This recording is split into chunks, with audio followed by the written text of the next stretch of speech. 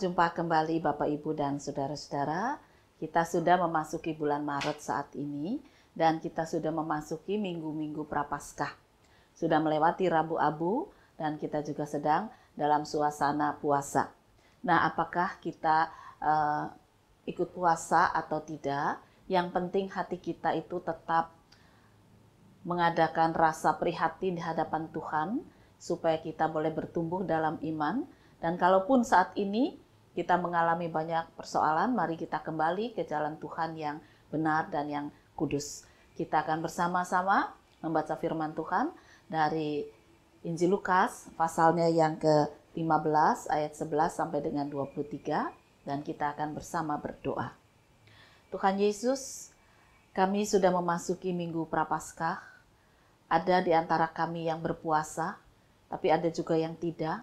Dan itu jangan menjadi masalah di hadapan Tuhan, tapi biarlah hati kami tertuju kepada Tuhan untuk terus meningkatkan iman dalam rasa prihatin, dan juga kami boleh mengalami perubahan, kami boleh kembali pulang ke jalan yang benar, kami meninggalkan segala jalan kesesatan, dan kami boleh menikmati penyertaan Tuhan setiap waktu dalam kehidupan kami. Berfirmanlah ya Tuhan, kami bersyukur dan berdoa dalam nama Tuhan Yesus Kristus. Amin. Yesus berkata lagi, ada seorang mempunyai 2 anak laki-laki. Kata yang bungsu kepada ayahnya, "Bapa, berikanlah kepadaku bagian harta milik kita yang menjadi hakku." Lalu ayahnya membagi-bagikan harta kekayaan itu di antara mereka. Beberapa hari kemudian, anak bungsu itu menjual seluruh bagiannya itu lalu pergi ke negeri yang jauh. Di sana ia memboroskan harta miliknya itu dengan hidup berfoya-foya. Setelah dihabiskannya semuanya, timbullah bencana kelaparan di dalam negeri itu, dan ia pun mulai melarat. Lalu ia pergi dan bekerja pada seorang majikan di negeri itu. Orang itu menyuruhnya ke ladang untuk menjaga babinya. Lalu ia ingin mengisi perutnya dengan ampas yang menjadi makanan babi itu, tetapi tidak seorang pun yang memberikannya kepadanya. Lalu ia menyadari keadaannya.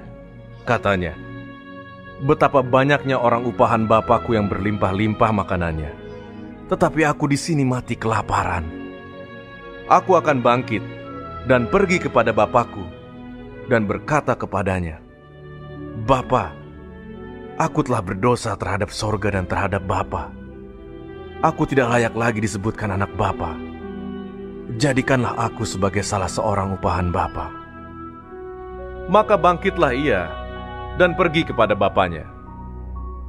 Ketika ia masih jauh, ayahnya telah melihatnya. Lalu tergeraklah hatinya oleh belas kasihan. Ayahnya itu berlari mendapatkan dia lalu merangkul dan mencium dia. Kata anak itu kepadanya, Bapa, aku telah berdosa terhadap sorga dan terhadap Bapa. Aku tidak layak lagi disebutkan anak Bapa. Tetapi ayah itu berkata kepada hamba-hambanya, lekaslah bawa kemari jubah yang terbaik, pakaikanlah itu kepadanya, dan kenakanlah cincin pada jarinya, dan sepatu pada kakinya. Dan ambillah anak lembu tambun itu, sembelihlah dia, dan marilah kita makan dan bersuka cita. Sebab Bapak, Ibu, dan saudara-saudara, peristiwa tentang anak yang hilang dan kembali ini seringkali kita dengar, ya.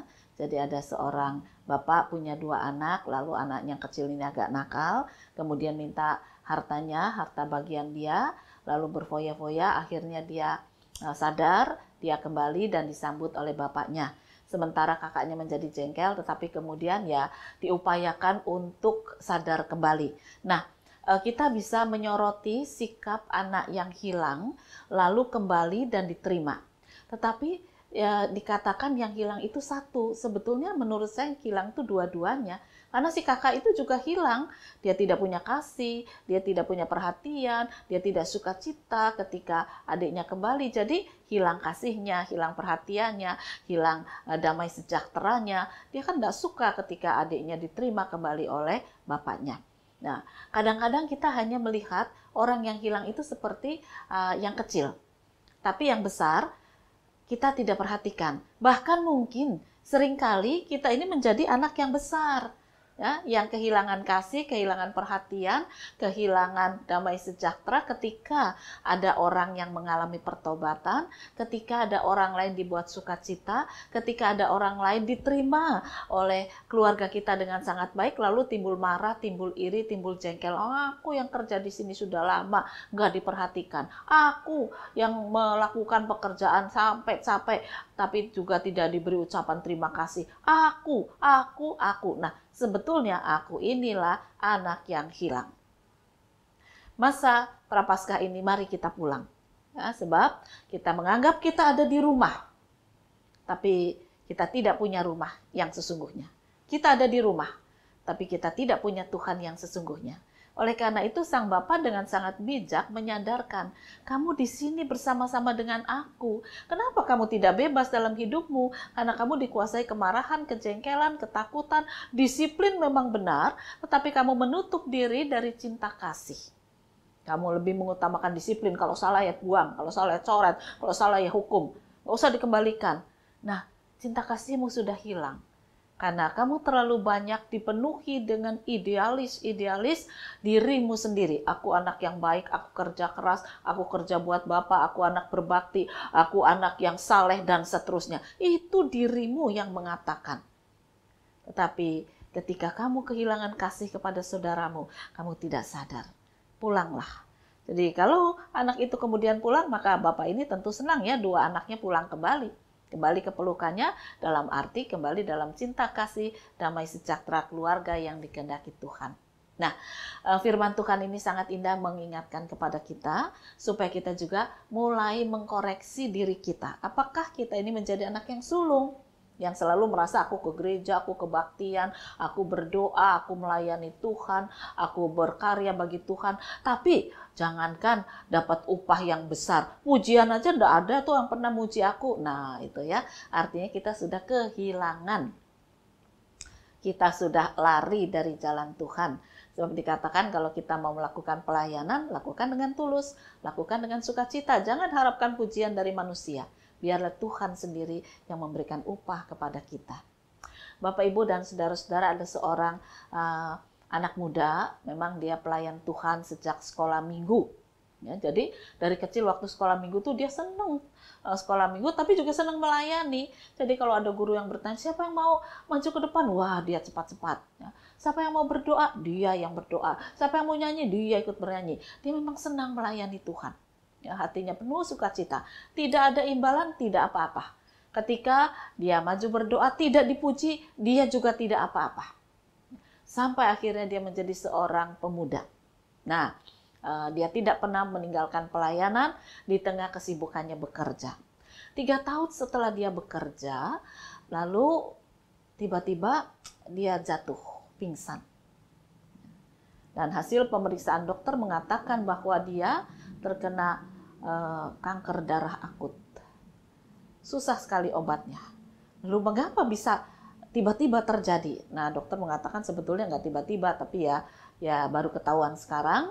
Dan sekarang dia harus menjalani pengobatan yang cukup lama, meletihkan dia, tapi juga menyakitkan.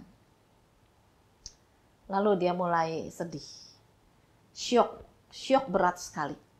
Sampai dia tidak bisa berkata apa-apa, sampai akhirnya dia tidak mau lagi berdoa, sampai dia hanya bisa menangis terus. Dia menyesali sikap Tuhan yang dikatakan meninggalkannya. Dia menyesali sikap Tuhan yang membiarkan dia terpuruk dalam sakit yang berat.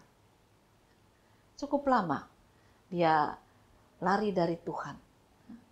Seluruh keluarga mencoba untuk melembutkan hati para pendeta, kemudian pelayan Tuhan, teman-teman yang lain, semua ditolak. Sampai satu saat ketika dia sedang duduk, tubuhnya agak segar, dia melihat seorang laki-laki yang sebaya dengan dia, lalu lewat di depannya. Jalannya terpincang-pincang karena memang kakinya cuma satu. Jadi pakai tongkat jalan. Lalu tubuhnya kurus kering, tetapi wajahnya segar. Dan laki-laki ini yang duduk atau pemuda yang melayani Tuhan tadinya itu kaget. Kok bisa ya ada orang dengan tubuh yang tidak normal, tapi wajahnya segar sekali. Kesakitan pasti dia, tapi kenapa wajahnya segar? Ya dia mula-mula diam saja. Hari ketiga ketika dia sedang duduk, keluar lagi laki-laki itu lewat lagi. Dan saat itu dia nggak tahan. Lalu tanya, mas, mampir dong ke sini. Mas yang dipanggil itu nengok, lalu dia tersenyum dan datang. Kenapa kamu duduk situ? Saya nggak bisa bangun. Kaki saya lemah karena saya menderita kanker darah. Oh, loh mas kenapa kakinya satu? Ya, saya mengalami kecelakaan. Lalu harus dibuang satu. Tapi mas kok bisa tersenyum? Loh, masnya bertanya, kenapa nggak bisa tersenyum? Apa kalau kaki satu nggak bisa tersenyum? Apa kalau kamu kena kanker darah nggak bisa tersenyum? Itu salah. Saya masih punya Tuhan. Saya masih bisa berkarya buat Tuhan, sekalipun tubuh saya tidak lagi sempurna. Lalu orang yang duduk atau pemuda yang duduk di kursi roda itu bertanya, di mana ada Tuhan? Saya dulu melayani Tuhan. Tapi ketika saya sakit, saya tidak lagi kenal Tuhan. Dan kemudian pemuda yang berkaki satu itu mengatakan begini, besok pagi mau enggak kamu saya jemput ke rumah saya? Rumah mas di mana? Ya agak jauh sih dari sini. Kalau saya lewat di sini itu memang saya olahraga saja jalan. Tapi sebetulnya rumah saya agak jauh. Nanti kita pakai kendaraan yang biasa mengantar saya, kamu saya jemput, kita melihat suasana baru. Oke, besoknya dijemput. Mereka berdua berangkat. Ternyata ya cukup jauh, ada di pinggir kota. Ada di pinggir kota, ada sebuah rumah yang terlindung dari hutan kecil. Jadi ya, adanya di pinggir kota, tidak terlalu ramai. Lalu agak masuk ke dalam, jadi udara itu masih bersih, ada seperti hutan-hutan kecil dilewati. Dan di dalam sana ada sebuah rumah besar. Kaget yang duduk di kursi roda ini. Itu rumah siapa? Itu rumah saya bersama dengan teman-teman yang mengalami sakit-sakit parah. Tapi kemudian mereka berkarya dan hidup kembali. Karena mereka kembali pulang kepada Tuhan. Pemuda itu bingung. Lalu ya dia diam saja. Diajak sampai tiba di depan rumah. Didorong turun, masuk, lihat di dalam apa yang terjadi. Dia terkejut. Ada banyak orang yang seperti dia duduk di kursi roda, ada banyak orang yang terbaring, ada banyak orang yang duduknya yang jalannya pakai tongkat, ada banyak orang yang mengerang-erang, tetapi di dalam erangannya itu bukan mengerang marah, melainkan mereka berteriak memuji Tuhan dan memanggil nama Tuhan. Lalu pemuda yang berkaki satu itu mengatakan, nanti kalau dia sudah tidak mengerang, apa yang akan dia lakukan? Mari kita lihat.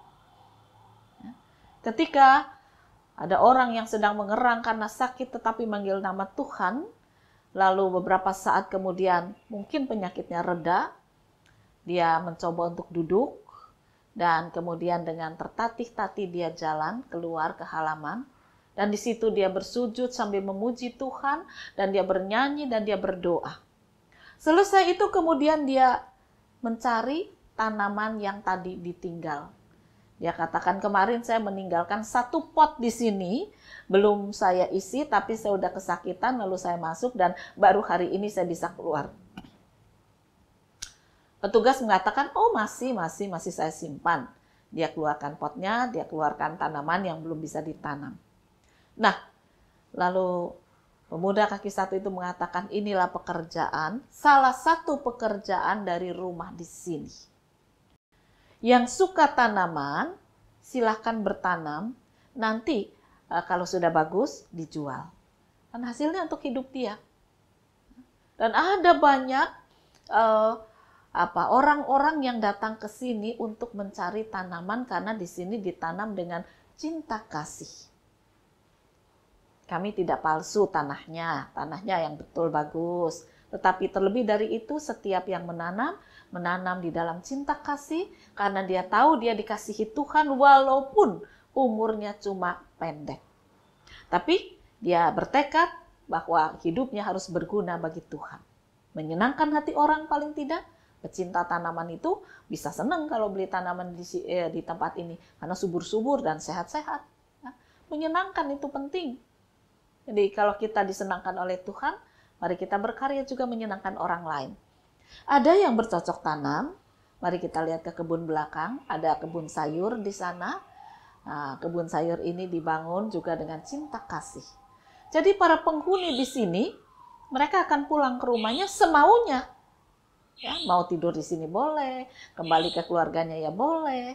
Dan hasil yang mereka tanam atau yang mereka hasilkan di tempat ini, silahkan dibawa pulang. Nanti mereka ya modal lagi sendiri dari apa yang dia dapatkan. Bukan cuma tanaman, bukan cuma kebun sayur dikatakan. Ada juga perajin-perajin lain. Ya. Ada yang bisa membuat kerajinan dari kayu, ada yang dari rotan. Mari kita lihat bengkel ini. Bengkel ini sangat besar. Dan ini dibangun oleh cinta kasih Kristus. Pemuda tadi diam saja dan akhirnya menangis. Dia katakan, sebetulnya aku juga punya kepandaian, tapi sudah aku buang. Jangan kamu buang. Kamu pandai dalam IT, mari pergunakanlah itu. Apa yang kamu bisa untuk menolong sesamamu dan dirimu. Kamu juga masih perlu obat. Mungkin dari tanaman ini kamu bisa belajar dari IT yang kamu kuasai. Ada tanaman mungkin yang Tuhan sediakan di sini bisa menjadi pereda sakitmu. Karena nyatanya ada orang yang sakit tertentu, kemudian teman yang menanam tanaman tertentu, sayur tertentu, dan dia ketika menikmati tubuhnya semakin segar. Memang dokter belum menyatakan sembuh, tapi sudah kemajuannya banyak. Karena sayur yang dia makan tidak mengandung kimia sama sekali. Tetapi ditanam dengan pupuk tanaman yang bersih, tetapi terutama dengan saling mendoakan dan cinta kasih. Pemuda itu akhirnya diantar pulang, suruh berpikir. Sampai di rumah dia berkata pada orang tuanya, aku mau pulang pada Tuhan Yesus. Kaget semua. Kok bisa? Ya, selama ini aku melayani, tetapi ternyata aku anak yang hilang. Selama ini aku berdoa, tapi ternyata aku anak yang hilang. Selama ini aku memuji Tuhan, membaca firman, tapi ternyata aku anak yang hilang. Ketika tubuhku seperti ini, aku kan marah pada Tuhan. Tapi sekarang aku disadarkan bahwa Tuhan itu baik. Tuhan itu kasih. Tuhan menunjukkan jalan bahwa umurmu yang pendek itu jangan disia-siakan. Kamu masih bisa berkarya, kamu masih bisa berguna. Saya mau pulang pada Tuhan. Saudara-saudara keluarganya menangis, bersyukur, berdoa, dan memuji Tuhan. Lalu anak ini sering tinggal di bengkel, khusus bagi orang-orang yang menderita sakit. Sakitnya macam-macam di sana. Dan dia membantu teman-temannya dengan ilmu yang dia miliki. Dia pandai di bidang IT, dia pandai di bidang komputer, dia coba mencari, membantu teman-temannya apa yang bisa ditingkatkan oleh teman-temannya dengan ilmu yang dia miliki. Dan kerjasama itu menghasilkan karya yang lebih bagus lagi. Perajin-perajin yang bertanam sayur, semua merasakan manfaatnya. Dan terlebih dia sendiri kemudian kembali dalam jiwa yang disegarkan. Dia katakan, ini kan aku pulang kembali kepada Kristus, sumber kehidupan. Bapa yang penuh cinta kasih. Memang sementara aku marah dan kecewa. Tetapi melalui berbagai cara, dia mengajak aku pulang. Sampai dia mempertemukan aku dengan temanku yang berkaki satu. Kenapa temanku itu lewat bolak-balik di depan rumahku? Rupanya memang dia disuruh Tuhan untuk jumpa dengan aku. Karena ya tidak ada kepentingan khusus. Dia cuma lewat, bilangnya olahraga begitu ya. Kan aneh sebetulnya. Tapi itulah cara Tuhan untuk memanggil aku untuk aku kembali pulang kepada Dia. Dan karena itulah aku sekarang mau pulang. Mau menjadi anak Tuhan lagi. Walaupun tubuhku masih sakit, umurku pendek, tapi harus berguna bagi kemuliaan Tuhan. Aku diingatkan, Tuhan Yesus juga umurnya tidak panjang, tetapi karyanya tidak pernah berhenti sepanjang masa. Karya penyelamatannya akan terus berlangsung sampai Dia datang kembali. Biarlah aku kembali pada imanku, aku pulang pada Tuhan Yesus, dan karyaku akan terus berguna untuk adik-adik di bawahku atau orang-orang yang lebih tua dari aku. Mereka yang sehat akan tetap merasakan apa yang aku tinggalkan. Jadi saudara-saudara, mari kita lihat diri kita. Kadang-kadang kita mengatakan yang sesat itu adiknya, ya, yang pergi meninggalkan ayahnya. Tapi kakaknya tidak dihitung sebagai orang yang meninggalkan Tuhan juga. Mari sama-sama pulang. Mungkin hati kita terluka, mungkin hati kita masih kecewa, mungkin harapan kita belum terkabul, kesedihan masih melanda dengan kehidupan kita, orang-orang terkasih tidak lagi bersama kita, tubuh kita mungkin juga sakit, dan masih banyak hal lain yang membuat kita tidak lagi merasa nyaman dekat dengan Kristus. Pulanglah, sebab Kristus berupaya untuk tetap mencari saudara, membuat saudara kembali di dalam pelukan cinta kasih-Nya. Masa Prapaskah ini mengingatkan kembali kita untuk pulang kepada Dia. Tuhan memberkati firman-Nya. Amin. Mari kembali kita akan berdoa. Ajarkan kami bersyukur Bapa di surga, bahwa Engkau berhikmat kepada kami. Kami merasa orang seperti kami ini layak untuk mendapat pujian, layak mendapat berkat besar, layak mendapatkan segala kebaikan.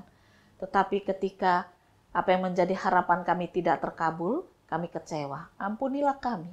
Biarlah kembali kami pulang, kembali dalam pelukan Kristus, dan kami dibuat berhikmat bahwa upah yang kami terima itu adalah sukacita, damai sejahtera, pengampunan dari Kristus, dan kehidupan yang berguna untuk pembangunan gereja Tuhan.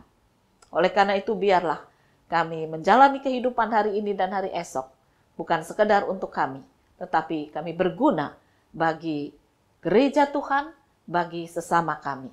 Kiranya Tuhan berkarya. Inilah doa kami dalam nama Tuhan Yesus Kristus. Amin.